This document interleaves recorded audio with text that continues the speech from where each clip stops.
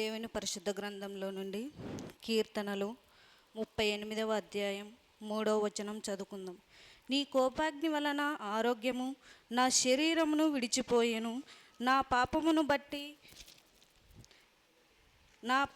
బట్టి నా ఎముకలలో స్వస్థత లేదు. దేవుడు ఈ కొద్ది వాక్యమును దీవించి ఆశీర్వదించునుగాక. మన మధ్యలో ఉన్న రాజుగారు మన ప్రార్థన నడిపిస్తారు.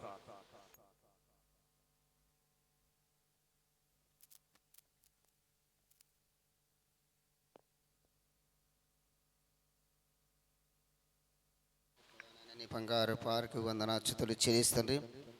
నేను ప్రభా 38వ కీర్తన తండ్రి ప్రభా వాక్యం చెలవిచ్చిన మా కారు తండ్రి, నా పాపం పట్టి నా కోపం పట్టి నా ఎముకలు శీలించుతున్నావు ప్రభా. తేటిగా మాట్లాడిన దేవానికి వందనా తండ్రి. అదిగో ప్రభా నిజమే తండ్రి, నైనా నరుని పాపం బట్టి నరుని ప్రభా క్రియలు బట్టి ప్రభా ఎముకల కొంచెం కూడా స్వస్థత లేన ప్రభా చెల్లించిపోతున్నా తండ్రి. నేనా మా కోసం తండ్రి కలవర శిలువ ప్రభా మా పాపాల నిమిత్తం కోసం ప్రభా ఆ ఘోరమైన కలవలసి ప్రభా మరణించి తిరిగి లేచిన దేవానికి వందనా తండ్రి. ఇదిగో తను మా పాపాలు దోష క్షమించి పదక పాపమంతా నీ రక్త శతకడ పౌతం మార్చి పదక బిడ్డకి సంపూర్ణ స్వస్థతను ఆర్గను బ్లెస్ ఒక కార్యం జరిగించండి. యేసుక్రీస్తు దేవానికి వందనా తండ్రి.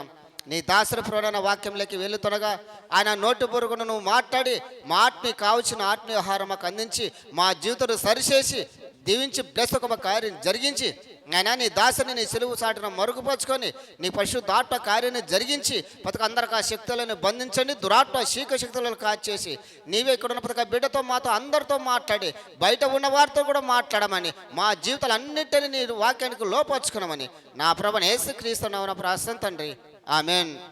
దేవుని బిడలారా, ఈ యొక్క సమయములో కొద్ది నిమిషాలు దేవుని వాక్యాన్ని మనం విందాం. చిత్తానుసారముగా మనమందరము జీవించాలని ప్రభునామను తెలియజేస్తూ ఉన్నాం.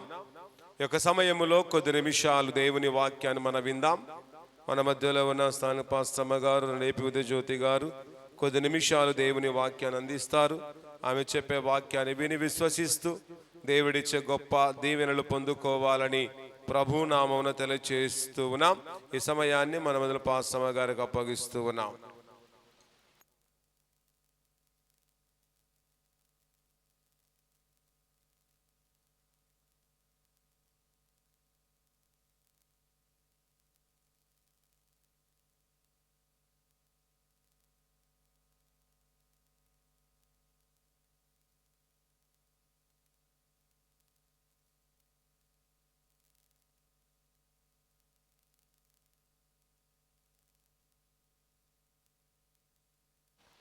దేవుని పరిశుద్ధ గ్రంథం నుండి దావీదు మహారాజు రచించినటువంటి కీర్తనల గ్రంథము 38వ సంకీర్తన 3వ వచనాన్ని మాత్రం ఒక్కసారి చదువుకుందాం.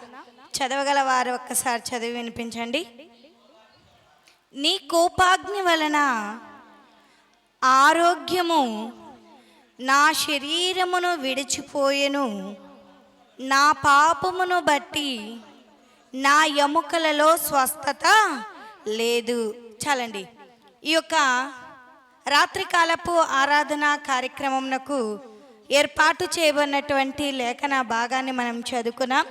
మన యొక్క టాపిక్ ఏంటి అంటే పాపమును ఒప్పుకొని విడిచిపెడితే ఎలాంటి ప్రయోజనాలు ఉంటాయో జ్ఞాపకము చేసుకుందామండి. ఎవరు పాపులు? బైబిల్ గ్రంథం చాలా చక్కగా తెలియచేస్తుంది. ఎవరు పాపులు? పాపము చేసిన వారు పాపమును ఒప్పుకొని విడిచిపెడితే ఎలాంటి మేలులు కలిగి ఉంటాయో జ్ఞాపకం చేసుకుందాం. పాపము మనలో ఉంటే ఏమి కలుగుతూ ఉందో కూడా కొద్ది నిమిషాలు జ్ఞాపకం చేసుకుందామండి. సమయం కూడా ఎక్కువ, మరి అర్ధగంటలోనే మనం ముగించుకోవాలి గనక నేను త్వరగా చెప్తాను, జ్ఞాపకం చేసుకుందాం.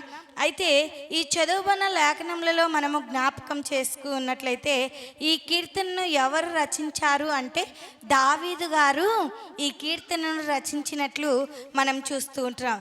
ఈ కీర్తన పశ్చాత్తాప కీర్తనలో ఒకటిగా ఉంది అని చెప్పవచ్చు. దావీదు తన పాపమును కప్పిపుచ్చుకోకుండా మరి ఒప్పుకొని విడిచిపెట్టుట ఆ లేఖనములలోనే మనము జ్ఞాపకం చేసుకుంటున్నాం. మనము ఈ కీర్తనలో చూస్తూ ఉంటున్నాం. అయితే తన పాపమును బట్టి ఎన్నో బాధలకు గురై దేవునిపై సనుక్కోకుండా దేవా నీ కోపాగ్ని చేత, నీ కోప ఉగ్రత చేత శిక్షింపక నన్ను కరుణించుమని, సహాయము చేయుమని దావీదు గారు ఈ కీర్తనలో మరి కోరుకుంటూ ఉన్నట్లు మనం చూస్తూ ఉంటున్నాం. అయితే పాపము మనలో కప్పిపుచ్చుకొని ఎన్నో దాన ధర్మాలు చేసినా కూడా ఫలితము శూన్యము. పాపముండి ఎన్ని దాన ధర్మాలు చేసినా, ఎన్ని మేలులు చేసినా, ఏమి చేసినా కూడా అదంతా కూడా వ్యర్థము, శూన్యము అనేది జ్ఞాపకము చేసుకునే వారిగా ఉండాలి. అయితే ఎవరు పాపులు, పాపము అంటే ఏమిటి అనేది జ్ఞాపకం చేసుకున్నట్లయితే యోహాన్ రాసిన మొదటి యోహాన్ పత్రిక 3వ అధ్యాయము 4వ వచనాన్ని ఒకసారి జ్ఞాపకం చేసుకుందామండి. పాపము చేయు ప్రతి వాడును ఆజ్ఞను అతిక్రమించును, ఆజ్ఞాతిక్రమమే పాపము. పాపములను తీసివేయుటకై ఆయన ప్రత్యక్షమాయనని మీకు తెలియను. ఆయన యందు పాపమేమీయూ లేదు. ఆయన యందు నిలిచియుండు వాడును పాపము చేయడు. పాపము చేయువాడెవడును ఆయనను చూడను లేదు, ఎరగను లేదు. చాలమ్మా, ఈ చదువుకున్న లేఖనములలో మనము జ్ఞాపకం చేసుకున్నట్లయితే పాపం అంటే ఏంటండి? పాపం అంటే ఏమిటి? ఆజ్ఞ అతిక్రమమే పాపము. ఎవరు ఆజ్ఞ అతిక్రమించారు? ఎవరండి? బైబిల్ గ్రంథంలో మొట్టమొదటిగానే మనకు కనిపిస్తారండి. ఏదైనా తోటలో ఉండి ఆజ్ఞ అతిక్రమించారా లేదా? ఈ తోటలోని పండ్లన్నిటినీ కూడా మీరు తినవచ్చు, ఈ తోట మధ్యలో ఉన్న ఈ చెట్ల ఫలములను మీరు తినొద్దండి అని చెప్తే అవమ్మ ఏం చేసింది? సాతాను మాటలను విని తాను మోసపోవడమే కాకుండా తన భర్తను కూడా మోసపుచ్చినట్లు మనం చూస్తున్నాం. అనగా దేవుని మాటను వారు ధిక్కరించినట్లు మనం చూస్తూ ఉంటున్నాం. అయితే ఆదాము అవ్వలు ఆనాడు పాపంలో పడిపోయారు. ఆ పాపమే మనకు శాపముగా మారి ఆ శాపము మనలను నిత్య నరకాగ్నిలోనికి తీసుకెళ్తుంది. అయితే ఈనాడు మనము కూడా పాపం చేస్తున్నామండి. దేవుని సన్నిధానంలో ఉంటున్నాం. దేవుని మాటను కూడా అనగా దేవుని వాక్యమును కూడా ధిక్కరించే వారముగా ఉంటున్నాం. దేవుని వాక్యమును వినకుండా పెడచెవిన పెట్టేవారిగా ఉంటున్నాం. ఆజ్ఞను మీరి అతిక్రమించే వారిగా ఉంటున్నాము అనేది జ్ఞాపకము చేసుకునే వారిగా ఉండాలి. అందుకోసమే అక్కడ చాలా చక్కగా లేఖనం మనకు తెలియదు. పాపము చేయు ప్రతివాడును ఆజ్ఞను అతిక్రమించును. పాపము చేసే ప్రతి ఒక్కరూ కూడా ఏం చేస్తారంట? ఆజ్ఞను, దేవుని మాటను ధిక్కరిస్తారంట, దేవుని మాటను వినరంట. నిజంగా చాలామంది కూడా పాపంలో పడిపోతూ ఉన్నారండి. పడిపోతున్నారా లేదా? దేవుని మాటను వింటున్నారా? విన్నట్టు నటిస్తూ ఉన్నారండి. కానీ సమస్తమును మన హృదయ రహస్యాలు ఎరిగినటువంటి దేవుడండి. నువ్వు ఎలాంటి తలంపుతో దేవుని సన్నిధానంలో ఉన్నావో, ఎలాంటి హృదయంతో నువ్వు దేవుని వాక్యంను విశ్వసిస్తూ ఉన్నావో ప్రతిదీ కూడా ఆయనకు తెలుసండి. అయితే మనమేం చేస్తున్నాం? హృదయంలో ఒకటి, పైకేమో. నిజంగా ఒక్కసారి జ్ఞాపకం చేసుకుందామండి. దేవుని సన్నిధానంలో ఉన్న మనము దేవుని ఆజ్ఞను అతిక్రమించకూడదు. ఆజ్ఞ అతిక్రమమే పాపము. దేవుని ఆజ్ఞను అతిక్రమించట పాపము అనేది జ్ఞాపకం చేసుకునే వారిగా ఉండాలి. ఆదికాండము 3వ అధ్యాయము 16వ వచనంలో అక్కడ చాలా చక్కగా ఇప్పుడు నేను తెలియచేశానే వారి ఆయన స్త్రీతో నీ ప్రయాసమును నీ గర్భవేదనను మిక్కిలి హెచ్చించెదను, వేదనతో నువ్వు పిల్లలను కందువు, నీ భర్త ఎడల నీకు వాంఛన కలుగును, అతడు నిన్ను ఏలునని చెప్పెను. ఆయన ఆదాముతో నీవు నీ భార్య మాట విని తినవద్దు అని నేను నీకు ఆజ్ఞాపించిన వృక్షఫలమును తింటివి కనుక నీ నిమిత్తము నేల శపింపబడి ఉన్నది, ప్రయాసముతోనే నీ బ్రతుకు దినములన్నీ దాని పంట తిందువు. చాలండి, ఈ చదువుబడిన లేఖనములలో మనం జ్ఞాపకం చేసుకున్నట్లయితే దేవుని ఆజ్ఞను అతిక్రమించుట పాపము. ఎవరు పాపులు అంటే దేవుని మాటను విననటువంటి వారందరము కూడా పాపము చేసిన వారమేనండి. అనుకోవచ్చు, నేను దేవుని మాటను వింటున్నాను, నా బ్రతుకును మార్చుకున్నాను, నేను సరైన జీవితంలో ఉన్నాను అనుకోవచ్చు. కానీ నిజంగా దేవుని మాటను వింటున్నామండి? నేను తప్ప నీకు వేరొక దేవుడు ఉండకూడదు అంటున్నాడు. నిన్ను వలె నీ పొరుగు వారిని ప్రేమించమని ఆజ్ఞల్లో చాలా చక్కగా తెలియచేస్తున్నారు. నిజంగా ఒక్క ఆజ్ఞనైనా పాటిస్తూ ఉన్నామా? ఒక్కసారి పొరుగు వారిది దేనిని కూడా ఆశించకుడి అంటూ ఉన్నాడు. కానీ ఏం చేస్తున్నాం? దొంగలింపకుడి అంటూ ఉన్నాడు. దొంగలిస్తూనే ఉంటున్నారు. నిజంగా ఒక్కసారి ఆజ్ఞ అనుసారముగా నడవకపోవడమే పాపమండి.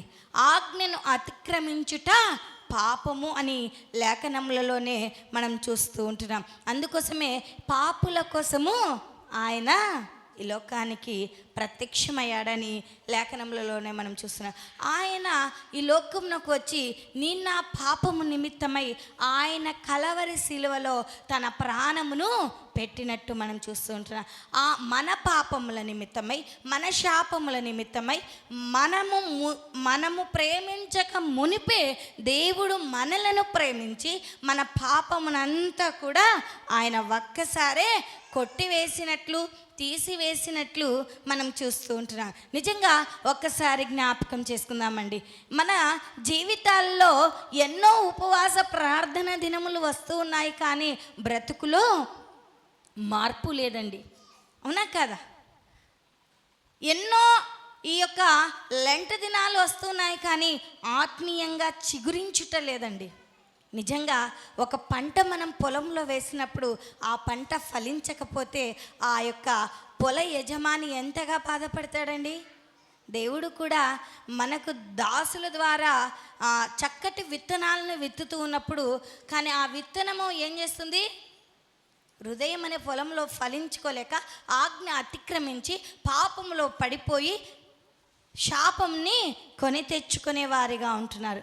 అందుకోసమే మనమందరము కూడా దేవుని ఆజ్ఞానుసారముగా నడిచే బిడలముగా ఉండాలి అని ప్రభునామంన తెలియ. ఎవరు పాపులు అంటే రోమీలకు రాసిన పత్రిక 3వ అధ్యాయము 23వ వచనాన్ని ఒక్కసారి జ్ఞాపకం చేసుకుందామండి.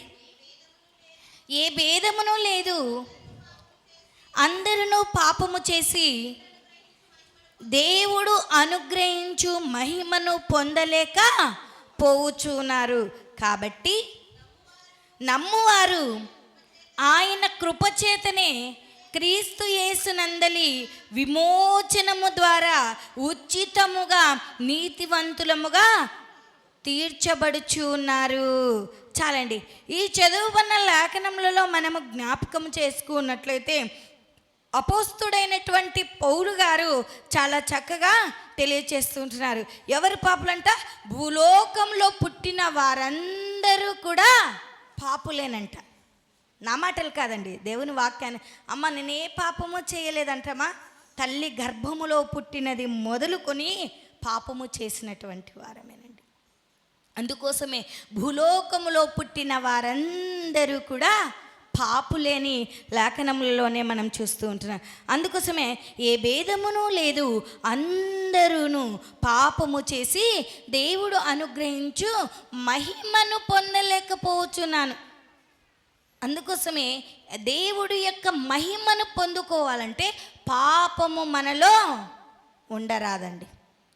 అందరూ కూడా త్రోవ తప్పిపోతూ ఉన్నారండి.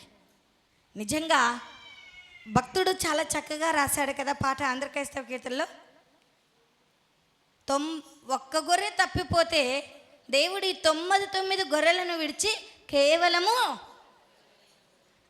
అది నశించుట దేవునికి ఇష్టము లేదు గనక దాన్ని వెతికి రక్షించుట కొరకు ఆ 99 గొర్రెలను విడిచి ఒక్క గొర్రె కోసము వెతికినట్లు మనం చూస్తుండ్రు. అందుకోసమే పాపములో పడి దేవుని త్రోవలో నడచలేక లోకంలో త్రోవ తప్పిపోయే వారిగా ఉంటున్నాం. అందుకోసమే జ్ఞాపకం చేసుకున్నట్లయితే ఏ భేదము లేదు, అందరూ పాపము చేసి దేవుడు అనుగ్రహించు మహిమను పొందలేకపోవచ్చున్నారు.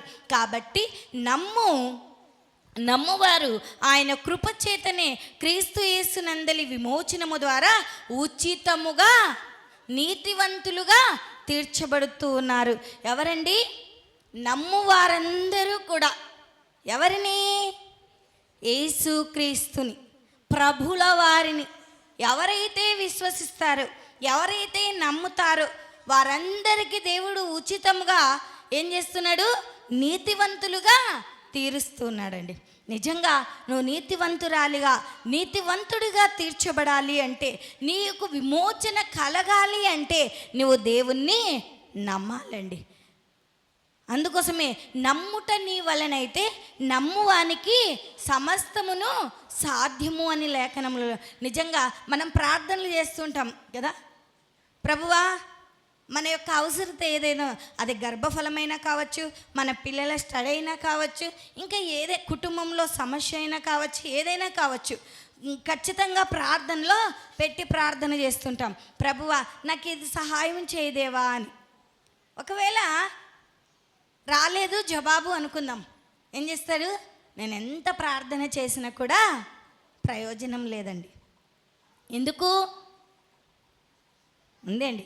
ఒక్కసారి నువ్వు మీ నాన్నని అడిగితే నీకు ఇస్తాడా?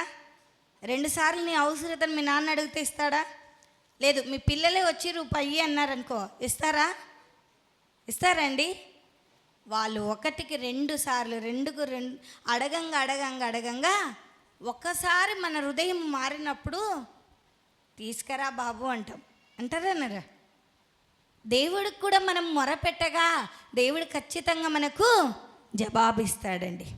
అందుకోసమే అడుగుడి మీకు ఇయ్యబడును, అడుగు వాటన్నిటినీ కూడా పొంది ఉన్నామని ప్రార్థన చేయాలంట. నిజంగా అడుగుతూ ఉన్నాము, కానీ మనలో బలహీనత, మనలో ఉన్న వ్యాధి, మనలో ఉన్నటువంటి ఆ యొక్క రోగము పోవాలి అంటే దేవుణ్ణి అడగాలండి. నువ్వు నీతివంతులుగా తీర్చబడాలి అంటే, నీకు పాప విమోచన కలగాలి అంటే, ఉచితంగా నువ్వు రక్షణ పొందాలి అంటే మరి దేవుణ్ణి నమ్మే బిడగా ఉండాలి. ఆయన త్రోవలలో నడిచేవారిగా ఉండాలి. ఆయన మార్గము ఎలాంటిది అంటే రక్షణ మార్గం అండి. ఆయన మార్గములో నడిస్తే మనమందరము కూడా కాపాడబడుతాము, రక్షింపబడతాము అనేది జ్ఞాపకము చేసుకునే వారిగా ఉండాలి. నువ్వు కాపాడబడాలి అన్నా, రక్షింపబడాలి అన్నా, వర్ధిల్లింపబడాలి అన్నా దేవుని యొక్క త్రోవలో నడవాలి. దేవుని యొక్క త్రోవలో నడవాలి అంటే దేవుని యందు నమ్మిక ఇంచే వారముగా ఉండాలి. నమ్మిక ఇంచుతున్నామా అండి? వస్తూ ఉన్నాం దేవుని సన్నిధానానికి, నా అవసరత తీరుస్తాడో లేదో ప్రార్థిస్తారు, ఇంకింతేలే నా జీవితం. నిజంగా ఒక్కసారి జ్ఞాపకం చేసుకుందాం. అందుకోసమే ఎవరు పాపులు అంటే భూలోకంలో పుట్టిన వారందరూ కూడా పాపులేనండి. అందరూ కూడా ఏ భేదము లేదు, అందరూ కూడా పాపం చేసి దేవుడు అనుగ్రహించు మహిమను పొందలేక పోవచ్చు ఉన్నారు. కాబట్టి నమ్మువారు ఆయన కృపచేతనే క్రీస్తు యేసునందలి విమోచనము ద్వారా ఉచితముగా నీతివంతులుగా తీర్చబడుతూ ఉన్నారు అని లేఖనంలోనే మనం చూస్తున్నాం. మూడోదిగా మనం జ్ఞాపకం చేసుకున్నట్లయితే ఎవరు పాపులు అంటే ప్రార్థించినటువంటి వారు కూడా పాపులు. అందుకోసమే భక్తుడు అంటూ ఉన్నాడు, నేను ప్రార్థన చేయకపోతే పాపము చేసిన వాడనవుతాను అంటూ ఉన్నాడండి. 1 సమూయేలు గ్రంథము 12వ అధ్యాయము 23వ వచనాన్ని ఒకసారి జ్ఞాపకం చేసుకుందామండి. నా మట్టుకు నేను మీ నిమిత్తము ప్రార్థన చేయుట మానుట వలన యెహోవాకు విరోధముగా పాపము చేసిన వాడనగుదును, అది నాకు దూరమగునుగాక. కానీ శ్రేష్టమైన చక్కని మార్గమును మీకు బోధింతును. ఆయన మీ కొరకు ఎన్ని గొప్ప కార్యములను చేసెనో అది మీరు తలుచుకొని మీరు యెహోవా యందు భయభక్తులు కలిగి నిష్కపటులై పూర్ణ హృదయముతో ఆయనను సేవించుట ఆవశ్యకము. మీరు కీడు చేయువారైతే తప్పకుండా మీరును మీ రాజును నాశనమగుదురు. చాలండి, ఈ చదువుకున్న లేఖనములలో మనము జ్ఞాపకం చేసుకున్నట్లయితే ప్రార్థించకపోవుట కూడా పాపమేనంట. చాలామంది దేవుని సన్నిధానానికి వస్తారు, కంఠస్వరములను నిప్పి ప్రార్థించలేనటువంటి వారిగా ఉంటారు. నోరుండి కూడా మూగవారి వలె ఉంటారండి. చెవులుండి కూడా చెవిటి పాముల వలె ఉంటామండి. నిజంగా మనం విన్న వాక్యమును హృదయములో భద్రపరచుకోవాలి. మనకు నోరుంది కనుక మన కంఠ స్వరములను ఎత్తి దేవునికి ప్రార్థించాలి. ఆనాడు భక్తుడు నేను ప్రార్థించకపోతే శ్రమ అంటున్నాడు. అందుకోసమే నా మట్టుకు నేను మీ నిమిత్తము ప్రార్థన చేయుట మానుట వలన యెహోవాకు విరోధముగా పాపము చేసిన వాడనగుదును అంటున్నాడు. అయితే అక్కడ మనం జ్ఞాపకం చేసుకున్నట్లయితే ప్రార్థన చేయకపోవుట కూడా పాపము అని లేఖనములలోనే మనం చూస్తున్నాం. నిజంగా ఎంత మటుకు ప్రార్థిస్తూ ఉన్నామండి? లేస్తేనే ప్రార్థిస్తున్నారా?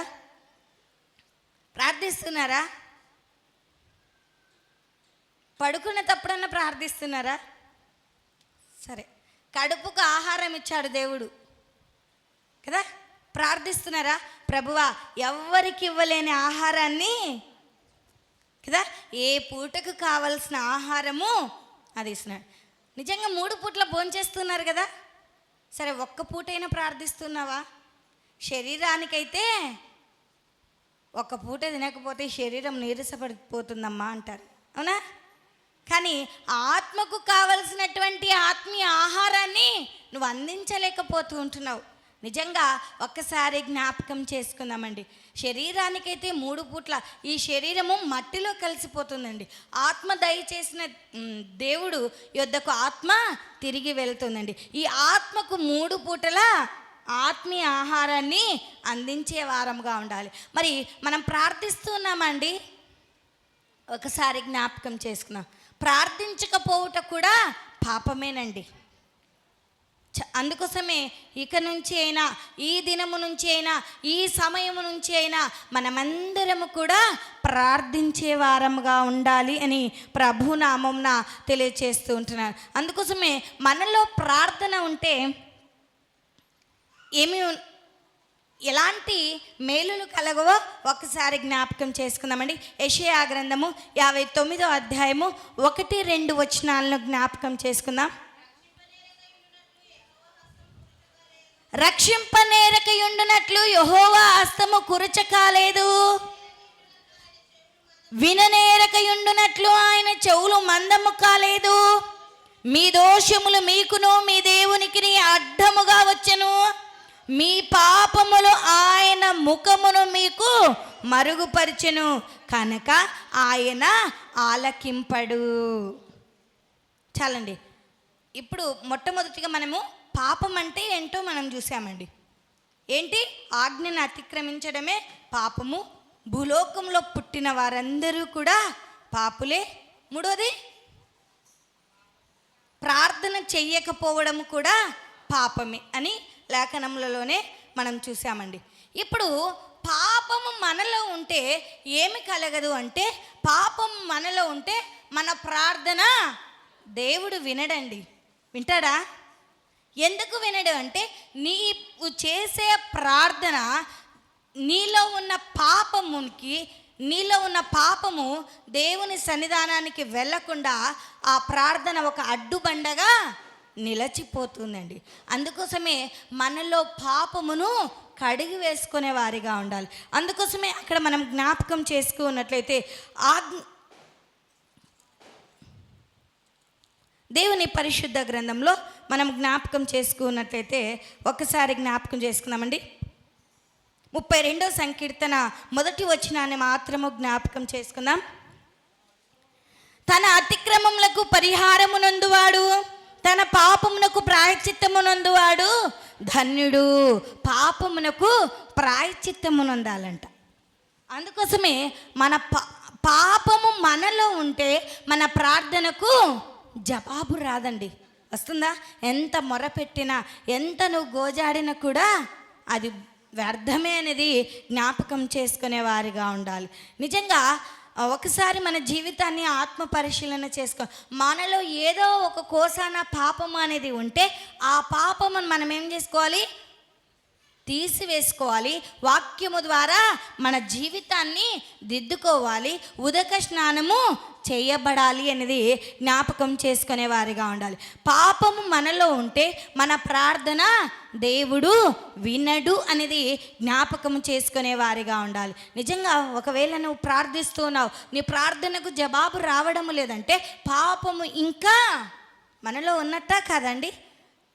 మన ప్రార్థనలకు జవాబు రావడం లేదు, మనం ఆశీర్వదింపబడడం లేదు, మనం దీవింపబడడం లేదు, మనం అందరికన్నా బాగుపడడం లేదంటే ఏదో ఒక కోసాన మనలో ఏముందండి?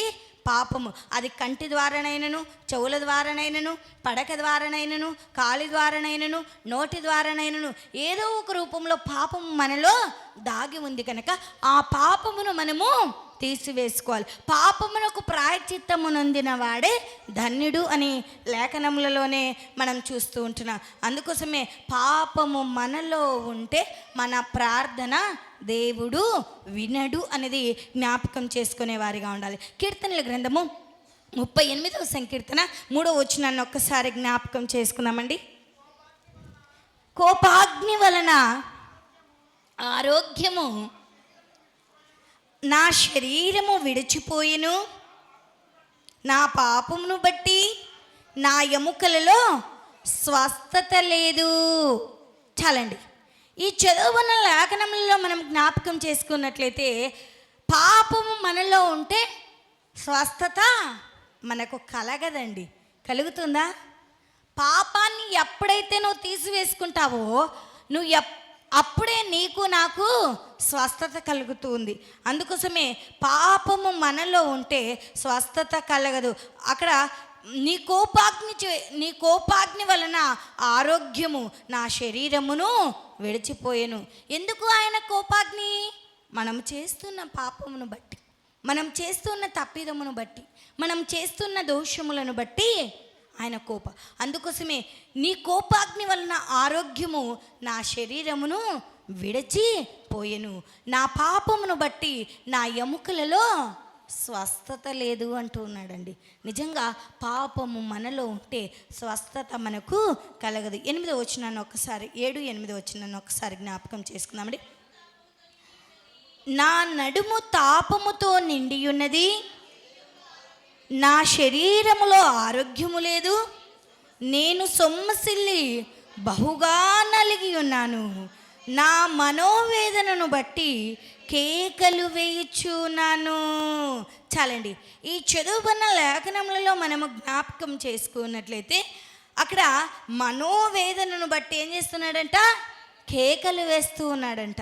నిజంగా పాపము మనలో ఉందనుకో, ఎంత మనోవేదన వేసిన కూడా మన ప్రార్థన దేవుడు వింటాడండి? వినడు. స్వస్థత కలుగుతుందా? పాపం మనలో ఉంటే కలగదు. అందుకోసమే ఇది నాన్న పాపాన్ని ఒప్పుకొని విడిచిపెట్టాలి. పాపాన్ని కప్పుకున్నావనుకో స్వస్థత నీకు కలగదు అనేది జ్ఞాపకం. కప్పుకోకుండా ఒప్పుకొని వదిలిపెట్టిన వాడు ఆశీర్వదింపబడతాడు, దీవింపబడతాడు, కాపాడబడతాడు అనేది జ్ఞాపకం చేసుకునే వారిగా ఉండాలి. మూడోదిగా మనం జ్ఞాపకం చేసుకున్నట్లయితే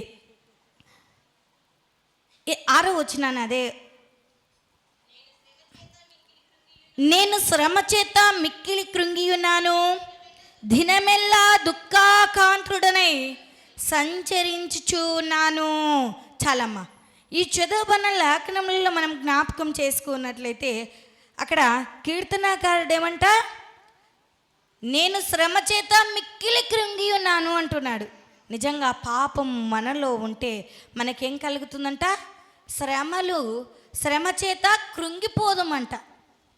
మనలో ఉన్న శ్రమ పోవాలి అంటే, మనలో ఉన్న బాధ పోవాలి అంటే, మనలో ఉన్న వేదన పోవాలి అంటే, మనలో ఉన్నటువంటి ఆ మానసిక ఒత్తిడి తొలగిపోవాలంటే, మనలో మొట్టమొదటిగా పాపమును ఒప్పుకొని విడిచిపెట్టే వారంగా ఉండాలి అని ప్రభునామంన తెలియచేస్తున్నాను. పాపము మనలో ఉంటే దేవుడు మనకు దూరంగా ఉంటాడండి. అందుకోసమే పాపము మనలో ఏ కోసాన కూడా ఉండకూడదు అనేది జ్ఞాపకం చేసుకునే వారిగా ఉండ. అందుకో మూడోదిగా జ్ఞాపకం చేసుకున్నట్లయితే, పాపాన్ని ఒప్పుకొని విడిచిపెట్టు వారికి ఎలాంటి మేలులు కలుగుతాయంటే, దేవుడు అలాంటి వారందరినీ కూడా క్షమిస్తాడంట. మొదటి యోహాన్ రాసిన పత్రిక 1వ అధ్యాయము 9వ వచనాన్ని ఒకసారి జ్ఞాపకం చేసుకుందామండి. మన పాపములను మనము ఒప్పుకొనిన ఎడల ఆయన నమ్మదగిన వాడును నీతివంతుడును గనక ఆయన మన పాపములను క్షమించి సమస్త దుర్నీతి నుండి మనలను పవిత్రులుగా చేయును. దేవుడు ఏం చేస్తాడంట అండి? పాపాన్ని ఒప్పుకొని విడిచిపెడితే దేవుడు మనల్ని క్షమిస్తాడంట, మనలందరినీ కూడా పవిత్రపరుస్తాడంట. ఎక్కడి నుండి? సమస్త దుర్నీతి నుండి, సమస్త పాపము నుండి, సమస్త దోషముల నుండి మనలందరినీ కూడా దేవుడు పవిత్రపరుస్తూ ఉన్నాడు అనేది జ్ఞాపకం చేసుకునే వారిగా ఉండాలి. నిజంగా మరి నువ్వు పవిత్రపరచబడాలి అంటే పాపమును ఒప్పుకొని విడిచిపెట్టే బిడలంగా ఉండాలి అని ప్రభు నామంన తెలియచేస్తూ ఉంటున్నాను. అందుకు రెండోదిగా మనం జ్ఞాపకం చేసుకున్నట్లయితే, యెషయా గ్రంథము 6వ అధ్యాయము 7 నుంచి 8 వచనాలు చూసుకొని ముగించేసుకుందామండి. ఇది నీ పెదవులకు తగిలెను గనక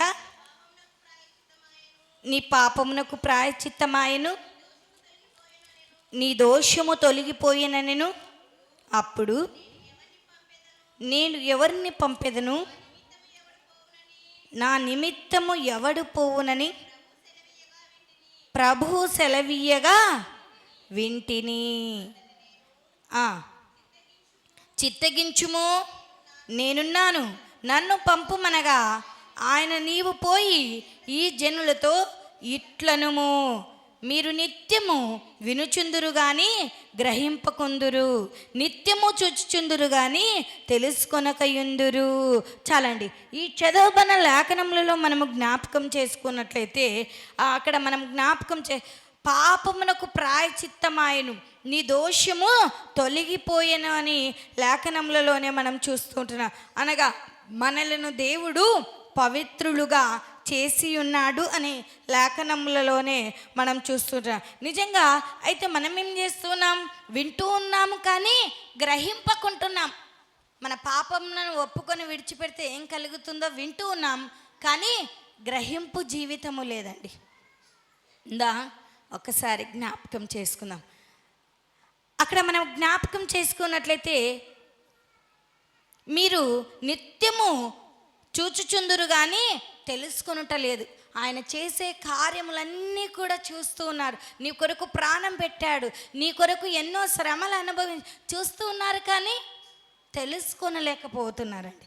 నిజంగా ఒక్కసారి మన కంటే కూడా సంఘమునకు వెలపట ఉన్నవారే ఎంతో దేవుణ్ణి తెలుసుకునే వారిగా ఉంటున్నారు. నిజంగా ఒక్కసారి జ్ఞాపకం చేసుకున్నాం. అన్నీ తెలిసిన మనం ఏమైపోతున్నాం? అన్యులమైపోతున్నామండి. ఒక్కసారి ఆత్మ పరిశీలన చేసుకునే వారిగా ఉండాలి. చివరిగా జ్ఞాపకం చేసుకున్నట్లయితే, రోమీలకు రాసిన పత్రిక 6వ అధ్యాయము 23వ వచనం. ఏలయనగా పాపము వలన వచ్చు జీతము మరణము, అయితే దేవుని కృపావరము మన ప్రభువైన క్రీస్తు యేసునందు నిత్య జీవము. చలమ ఈ చదువుబన లేఖనములలో మనం జ్ఞాపకం చేసుకున్నట్లయితే, మనమందరం కూడా పాపాన్ని ఒప్పుకొని విడిచిపెట్టిన వారికి ఏం కలుగుతుందంట? నిత్య జీవము కలుగుతుందంట. అనగా నిత్య రాజ్యములో మనము ప్రవేశిస్తాము అనేది జ్ఞాపకం చేసుకునే వారిగా ఉండాలి. అందుకోసమే ఏలైనగా పాపము వలన వచ్చు జీతము మరణము. పాపము చేశావు అనుకో, మరణము నిన్ను ఎక్కడికి తీసుకెళ్తుందండి? పాతాళానికి తీసుకెళ్తుంది. ఆ పాపము నువ్వు ఒప్పుకొని విడిచిపెట్టావు అనుకో, నిన్ను ఎక్కడికి తీసుకెళ్తుంది? నిత్య జీవానికి వారసులుగా చేస్తుందండి.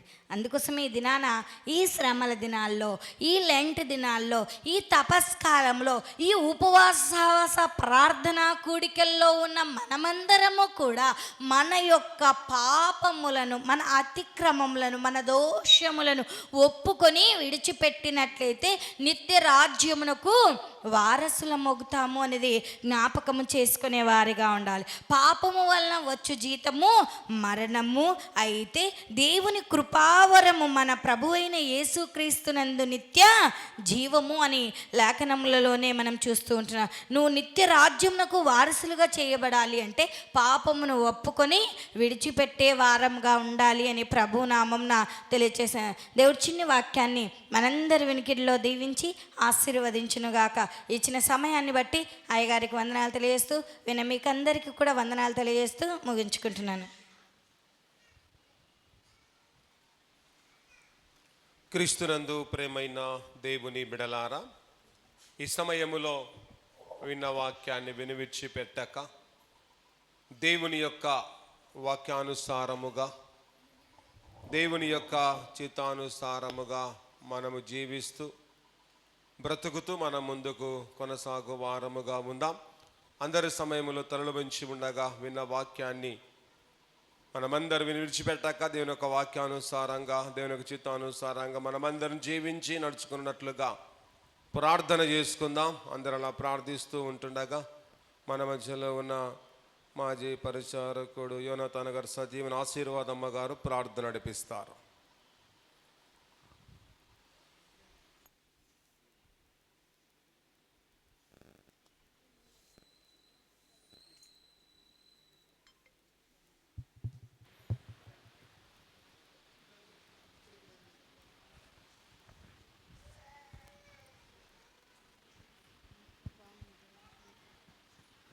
మమ్మల్ని మిక్కిలి ప్రేమించిన గొప్ప దేవుడు,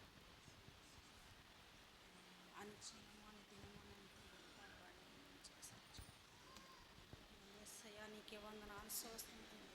ఈ సమయంలో నీకే వందనాలు తండ్రి ప్రభు. గడిచిన దినము, గడిచిన వారమునైనా ప్రభు నీ సన్నిధిలో పాల్గొంగతట్ల సహాయం చేయమని తండ్రి.